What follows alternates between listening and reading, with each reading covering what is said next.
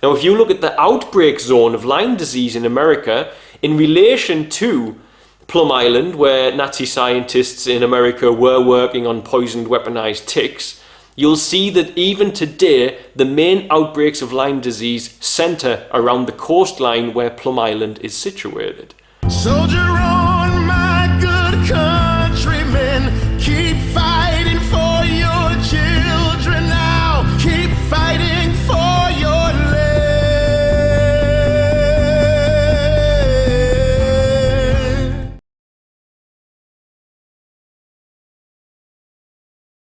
Hey guys, I just recorded my video about my health and recovering from Lyme and everyone I need to thank for that, but I've got a much more important, I feel, video on Lyme to make.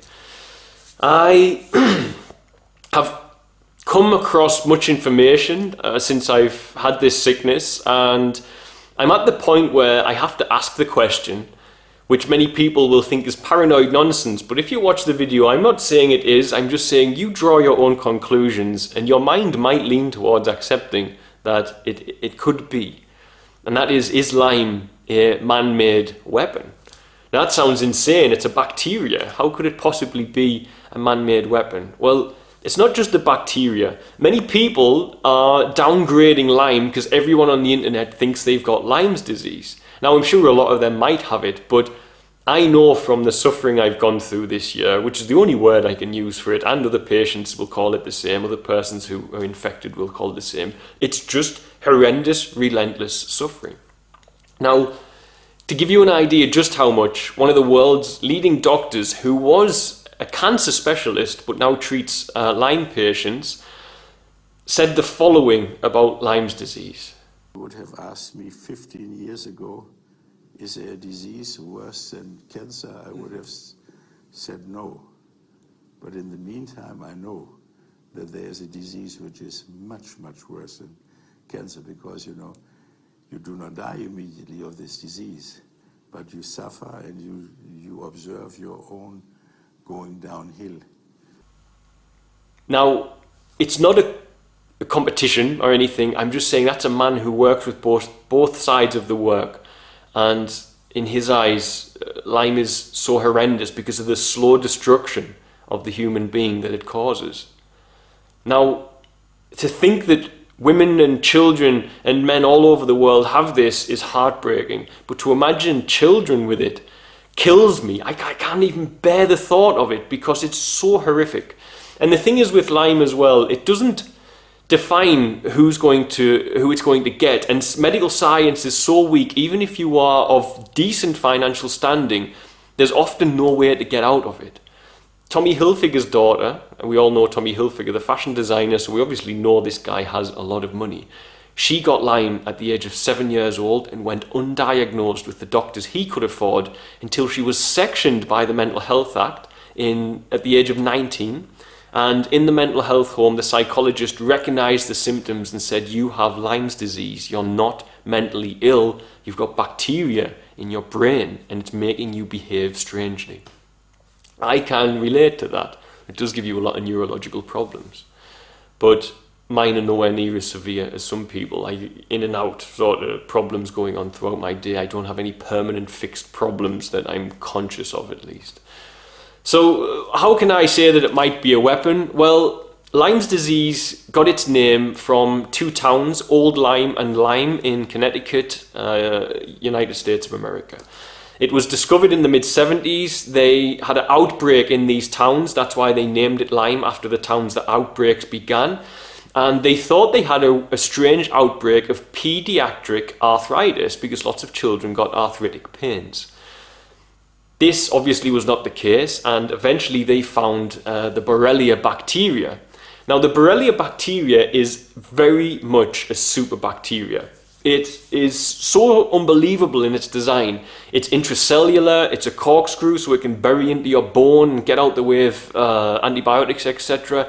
It's just super powered bacteria, and it's like a hybrid. It's like a nasty version of syphilis. It's the same style, spirochete bacteria, as syphilis was. Now, that should be kept in mind, that it was discovered in the mid-70s at that point. But what you need to know is that in America, less than a few kilometers off the coast, I think it's less than 2 kilometers, I think it's like 1 kilometer off the coast from the town of Lyme is Plum Island. Now, Plum Island is currently the research facility for animal diseases, but the US government are moving it because they say the island is so contaminated now, they don't feel it's safe to keep working there. Back in the time of World War II, there was an operation called Operation Paperclip. Operation Paperclip was a way to bring Nazi scientists over to the United States to work for the US military and at the same time not then, or then be free from prosecution for the war crimes they had committed. One of those scientists was Eric Taub. Now, Eric Taub was brought to Plum Island. He studied bacteriology, he studied viruses, and he studied tropical diseases at the Rockefeller Institute. He then went to Plum Island. Now, this is where it gets very alarming and interesting. I've got a few notes because it's not the most fluent topic from my heart, like my spiritual topics, etc. So I'll use some of my notes. I don't often do. The scientist Eric Taub had people working on basically biological weapons on Plum Island.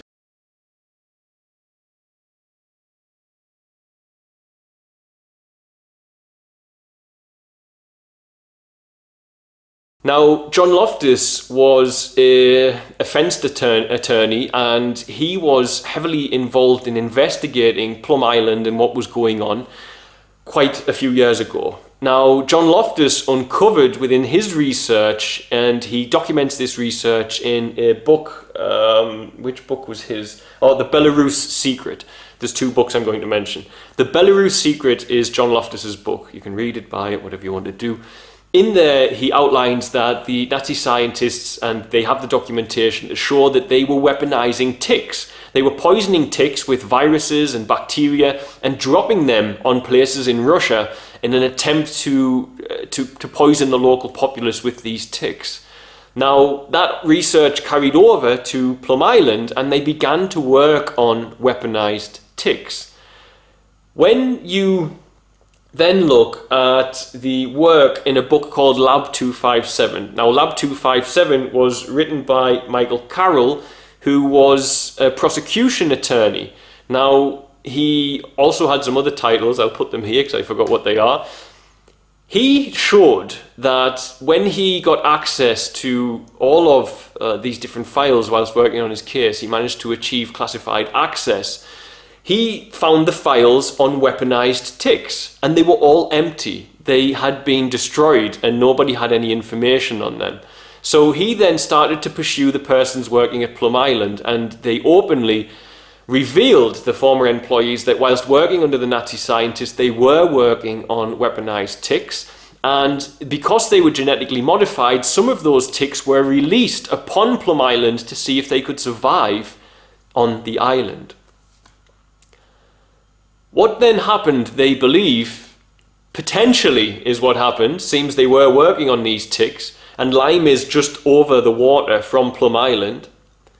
They say birds carried those ticks from the island, the ticks attached to them, and then carried them over to the mainland where those ticks began to infect man, woman and child.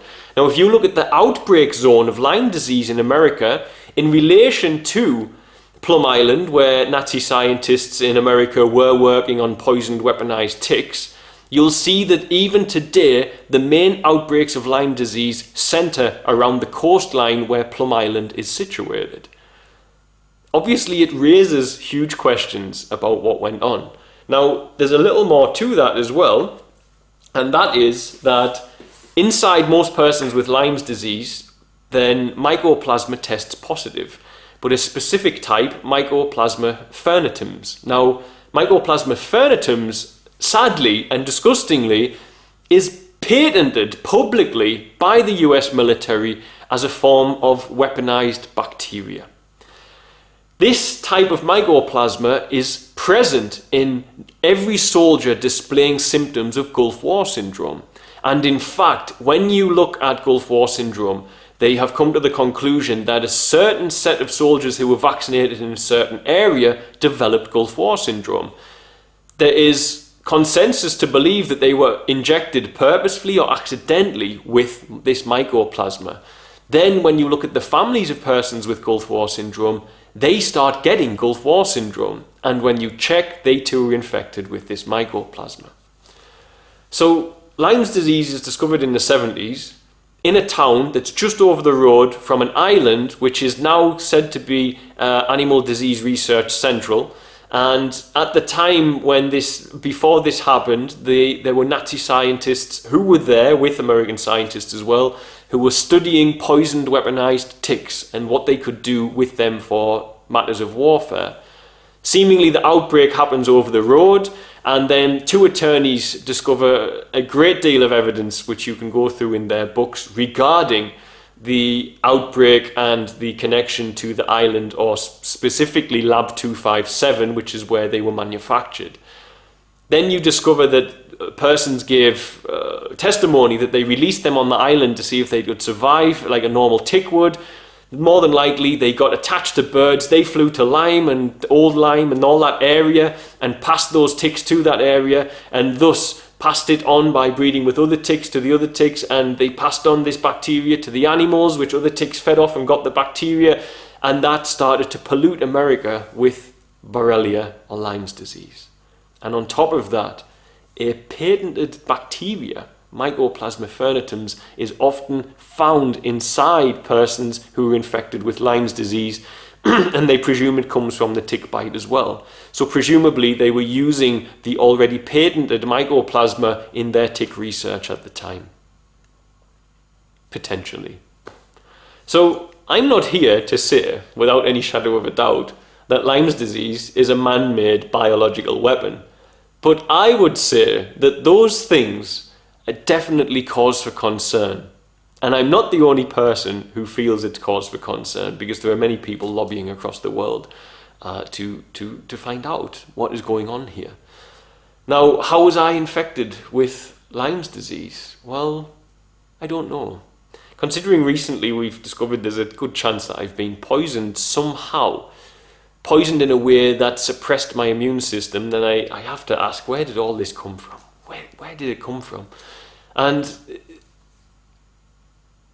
maybe I was bitten by a tick from the dogs, and that just makes sense. I've got so many rescue dogs, it just makes sense. But then what doesn't make sense is why myself, as the strongest person probably on site health-wise, I was an ultra-marathon runner, I was stronger than everybody, I was healthier than everybody. And, you know, they would agree to that. I was just more active and looking after myself better, and I'd grown up with better adequate nutrition than most people in Tanzania get, but I'm the one who develops it and nobody else did. Then that raises a confused question inside me, and of course I might have developed it because of the stuff in my bloodstream, etc. We just don't know. But I have to pause and say to myself, if there's a chance that this is man-made, and it looks like there's a good chance that this is man-made, based on that research, then you've got to start asking yourself, again, another reason to ask yourself, what sort of deranged lunatics are in charge of our planet? Honestly. They are so stupidly deranged and weak, and I hope these people who are behind this concept, I hope each and every one of them gets bitten by a Lyme tick, and I hope it goes unnoticed for years, and they develop the suffering and the pain that we develop and suffer from. Because whether you just say you're doing your job as a scientist or not, it takes a really immoral, weak stance to just go ahead and start helping to manufacture biological weapons that can be used on children, which we see is happening. It's sick. So is Lyme man-made? I'll let you draw your own conclusions, but for myself, I'm definitely heavily leaning in one direction, as the evidence is forcing me to do so. But, as it says in the Bible, first of all, it says, no weapon forged shall prosper against you. Well, a weapon forged, if it was, has prospered against me. But it's not took my life yet. And it hasn't took my life, and I'm starting to improve, so I'm going to presume that it won't get the chance to take my life. But it also says that all the forces of darkness cannot stop what God has ordained. Whether there's a spiritual force behind my sickness, plain bad luck, plain bad chance, or whether indeed I'm infected with a man-made, weaponized bacteria, I'll hold on to that. In amongst those chances, the only thing that's not dark. Nature playing its course, it's not dark, it's just what happened. But if any of the others happen to be the truth, then I don't worry. I don't worry. Not anymore. I was last year. It's easy to say you don't worry when you're getting better. But I don't worry. And I'm remembering that throughout. All the forces of darkness cannot stop what God has ordained. God bless, guys. Let me know in the comments what you think. Bye. All starts to make sense. We gotta talk if we wanna survive this mess. It all starts to make sense. Itty-bitty economy's based on geography, fueled by spectators and their money and their need for things that will not last. So go on, build a hotel, a gift shop in the wilderness, making a profit, capitalizing on it, and trampling on everything that is sacred, and it all starts to make sense. Why the Western man destroys things he doesn't understand. It all starts to make sense. All these patterns and wasteful, destructive practices.